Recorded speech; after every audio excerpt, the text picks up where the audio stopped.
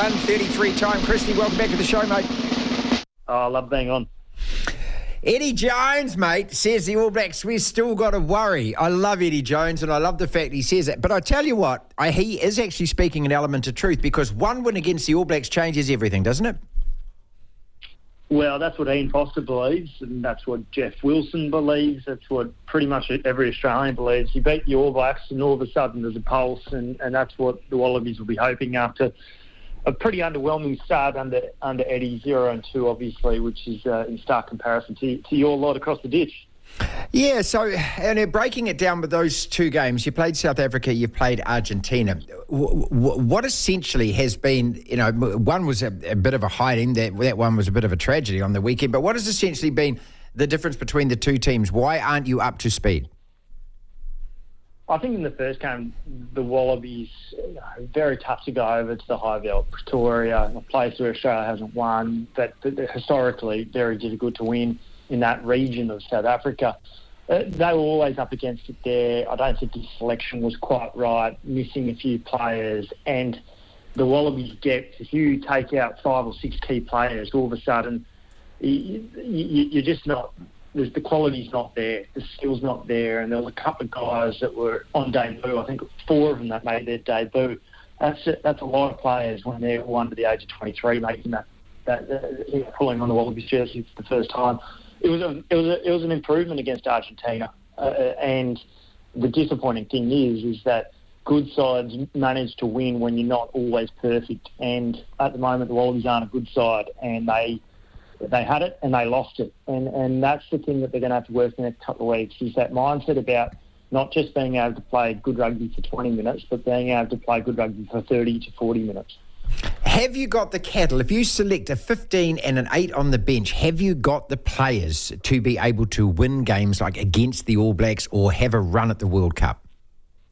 I believe so. And you look at Angus Bell coming off the bench, first game since his injury on the first weekend of Super Rugby, I think it was back in February 23, made a great impact for 15 minutes, but that's his first game in 6 months. Taniela Tupou, 40 minutes against Tonga last week in a really underwhelming match up in the Pacific Islands, but he's a ball runner, and at the moment the Wallabies are missing a few ball runners. They've got no punch, they've got no zing. You compare that to a Shannon Frizzell and the speed, the ferocity that the All Blacks played with, and there's none of it.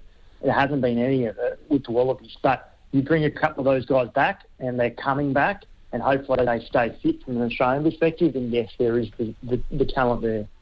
Christy Doran from the Raw out of Brisbane. How good is the depth, seriously, again, for 33 players to go to the World Cup? Are players interchangeable? Because you did mention right at the start of the interview that when you are missing some.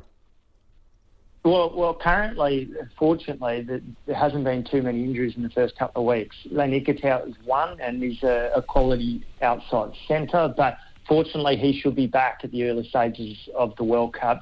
That actually probably presents Eddie Jones an opportunity to look at his midfield. If you're missing one, what do you do next?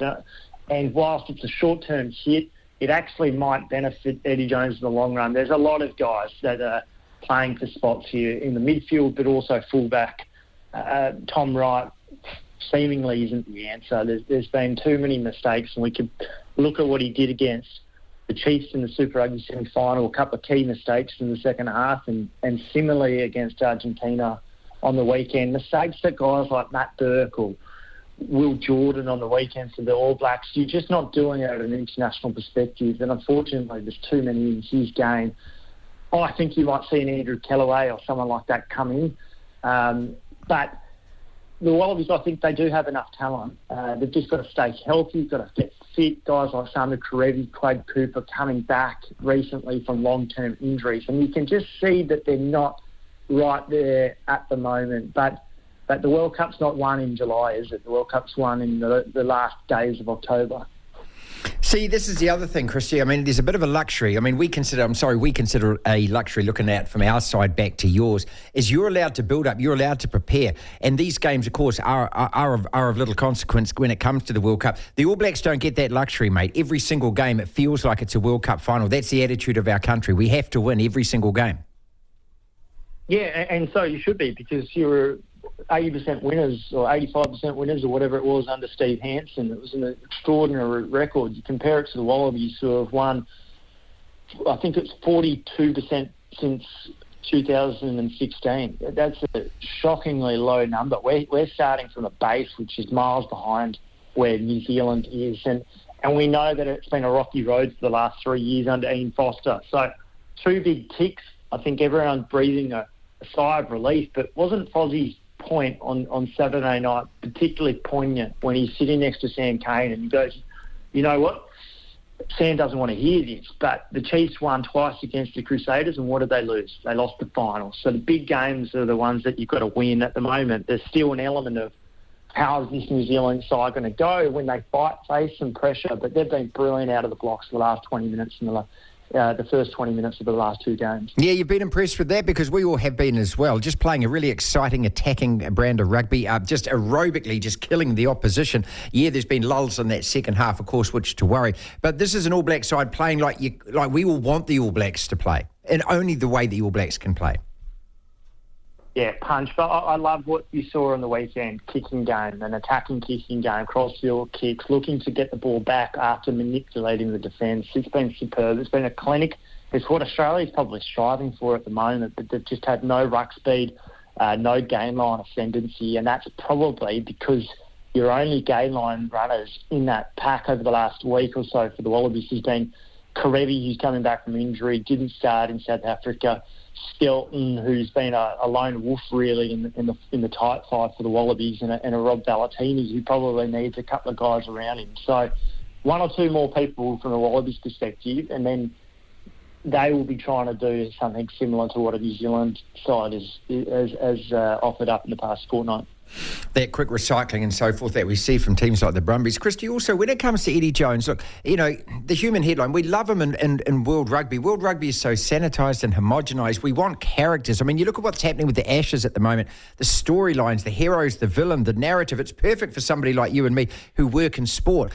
You know, but that aside, the guy's still got to produce results. How much rope has he got from Rugby Australia and also Australian rugby fans? Well, I think you've got to compare that to Rugby Australia, to the Australian fan base. They will not give him nearly as much. We all know how it ended in 2005. We know how it ended with the Reds in 2007, and we know most recently how it ended with England. And whilst he had a supremely good winning record, I think 73%, his last 2 years were more around the 50% mark. So the Australian rugby fan base won't give him as much, but I think Rugby Australia understand they're probably going to give him a bit more. But still, the minimum here for the Wallabies, and you look at that World Cup draw and how generous it is in Australia, but the semi-final is what they'll be targeting. If it wasn't to go and they were to be knocked out of the quarter-final, you wouldn't see him be shafted. It's whether or not he would feel like he has the ability to turn this Wallaby side around. But there won't be anything. They won't act prematurely because of what you've just spoken about.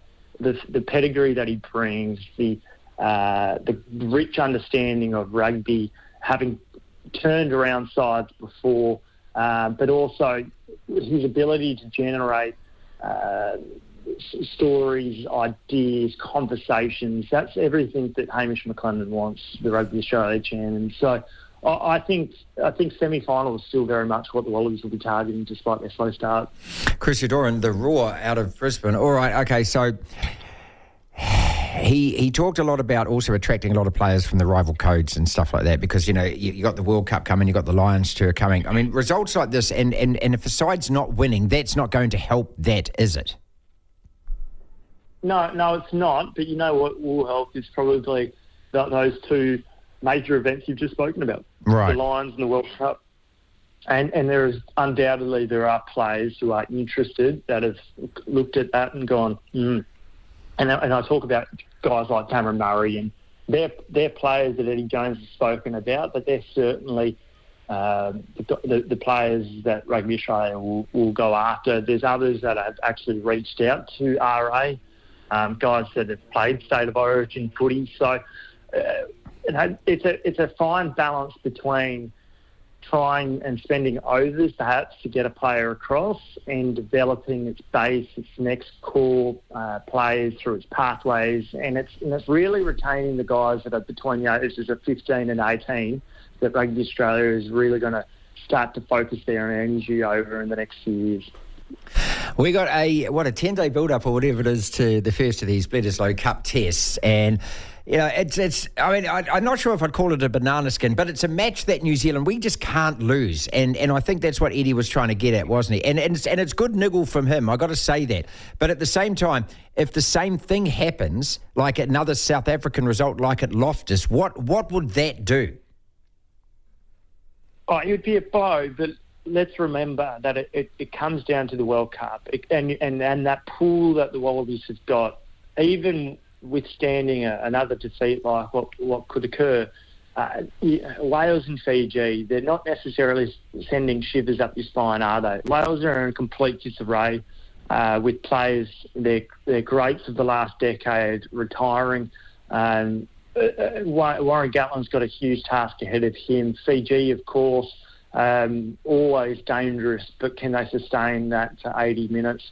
Probably not. So the Wallabies will be able to get on some form of run during the World Cup. It's whether or not they can be fit and healthy right the way through that pool stage, so that when you come up against an England or an Argentina or dare I say Japan in a quarterfinal, it doesn't look all that threatening either. So you'd back yourselves every day of the week to at least challenge them to be in the contest in the quarterfinal. It won't be doom and gloom. There will be 80,000 or perhaps 40,000 disappointed Australians and 40,000 very excited New Zealanders at the MCG. It looks like it's going to be a big crowd in Melbourne, so there's no reason not to be up for that match. All right, let's and finally, if the Argies hadn't scored with a rolling maul at the end, how differently might we be talking right now about it if Australia had a squeak to win out of there? I don't think it would have masked some of the issues that are still at play, but yeah, I think the conversation, it would always be different if you manage to win, isn't it? Like the amount of times that New Zealand scraped through under Steve Hansen leading into the 2015 World Cup, it only really matters about winning, doesn't it? But I don't think anyone would be so delusional to think that everything would have been all happy and Larry for the Wallabies. Their defence is still an issue. They concede way too many penalties. Their discipline or errors, as Eddie Jones described it on the weekend, they are recurring themes that have to be addressed. And you can't win matches in Test footy when you're conceding more than 10 penalties generally each week. If you can concede less than 10, you generally speaking come out as a winner. The Wallabies have not conceded less than 10 penalties in more than a year. So that's where they really need to address. But that comes through dominance in the game line and through the set piece. So there's a multitude of areas the Wallabies need to fix. But more than anything, Eddie Jones got a big job to get the selection right against the All Blacks, because if you're in with the fight at half-time, strange things happen in sport. No, you're making me look forward to it now. Oh, after the weekend, I'm sitting there thinking this is going to be a lay-down, mate. All of a sudden, I'm starting to think it'll get...